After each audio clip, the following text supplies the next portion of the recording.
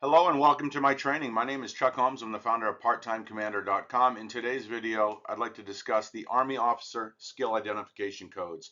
I'm going to give you an overview of how they work, what they are, and what you need to know about them.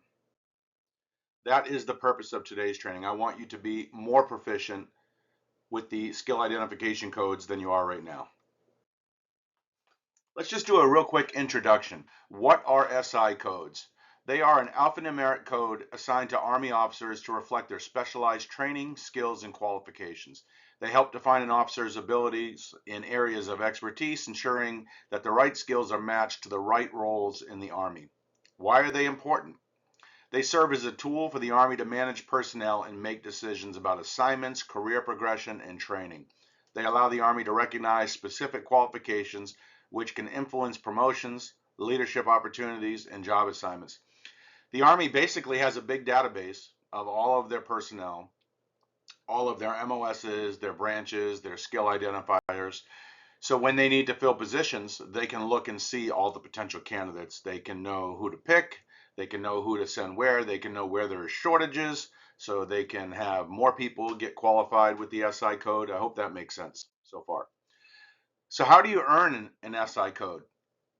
Officers earn their codes through specific training, qualifications, and experience in various specialized fields. The codes are awarded after completion of formal schools, courses, or through specific job experience, such as airborne, ranger, or special forces training. In some cases, a combination of factors, such as education, performance evaluations, and field experience, may also contribute to earning a code. What are the key steps to earn your SI code? You need to complete the required training courses or specialized schools, gain on-the-job experience in a specific field, demonstrate proficiency through evaluations and assessments.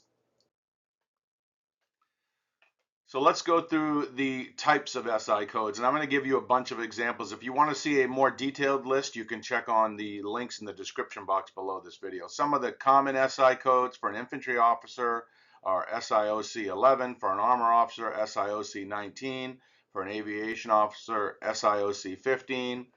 Other examples might include medical, quartermaster, field artillery, and logistics codes. These codes represent the vast array of specialized roles in the Army, from medical officers to engineers to cyber warfare officers. What you see here is a list of SI codes, and I'm not going to read every single one on this slide, but let's just go to the medical and health skills as an example. This is number 7. G1 is medical services officer. G2 is a nurse corps officer. G3 is a preventive medicine officer. And let's go over to number 4. D1 is a logistics officer. D2 is a transportation officer. D3 is a material management officer. So these are just a few examples. You can read the rest on this page just to get a more example. You can take a screenshot of this with your phone if you need it for reference. And this is an additional list of SI codes. When I did a search online, I found about 50 codes total. If you add up all these, there's about 40 to 50 in this presentation. So how does a skill identification code affect your career progression? When it comes to promotions and advancements, officers with specialized SI codes may be considered for leadership positions in their field of expertise. As an example, let's say that there is a medical battalion command position being opened. Well, there's probably going to be certain codes that someone has to be qualified for that job. So that's going to weed out some people. That's going to make other people eligible for that position. Certain SI codes are prerequisites for advanced leadership roles, such as command positions or positions requiring specific technical expertise. When it comes to assignments, the Army uses SI codes to assign officers to roles where their skills are most needed. For example, a logistics officer, SIOC 90, will be considered for roles in supply chain management and operations. Let's talk about the specialized schools and training. Some SI codes are associated with additional training opportunities, Ranger, Airborne as an example, that can help an officer stand out and advance their career. I'd like to just share a little bit of good to know information about skill identification codes. The flexibility of the codes. Officers can earn additional SI codes throughout their careers as they complete new training or gain new skills, so you're not limited to one code.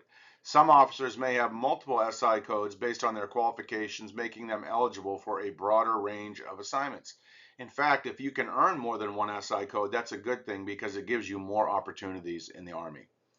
Let's talk about impact on retirement. Some SI codes are more valued when it comes to retirement benefits of career length, as certain specialized skills may lead to a longer or more prestigious careers in the Army. SI codes and post-Army careers. SI codes may also help officers transition to civilian careers by showcasing specific skills to potential employers in industries like defense contracting, intelligence, or aviation. If you spent any time in the military, you probably work with government contractors at some point, especially on a deployment. Well, a lot of their contractors are former NCOs and officers who have a certain area of expertise that transition well to that position, where they're also probably paid more. So that's a great opportunity for life after the military. Just some real quick resources and support. Where can you learn more about skill identification codes? Go on over to AR 600-3, which is Officer Personnel Management. That outlines the policies and procedures for earning SI codes. You've got the U.S. Army Officer Personnel Management Directorate, OPMD, that provides resources for career planning and progression. You can consult with your battalion, brigade, or division S1 or your career counselor to learn more about SI codes. The key takeaways for today's training: SI codes are essential for understanding career path and specialized training opportunities in the Army. Earning these codes require commitment, training, and demonstrated skills. SI codes impact promotions, assignments, and the development of a successful career in the Army. In conclusion, SI codes are a critical aspect of career development in the Army, helping to define officer roles and guide career paths. With the right training and experience, officers can earn multiple SI codes and position themselves for leadership roles. That concludes today's training. I hope you got some value from this. I hope you now know more about skill identification codes than you did before. Please check out the resources in the description box below this video. Also, don't forget to like, comment, share, and subscribe. That'll help our channel out a lot. I appreciate you watching today's video. Thank you for your service, and be sure to check out other videos on our channel. Thanks a lot.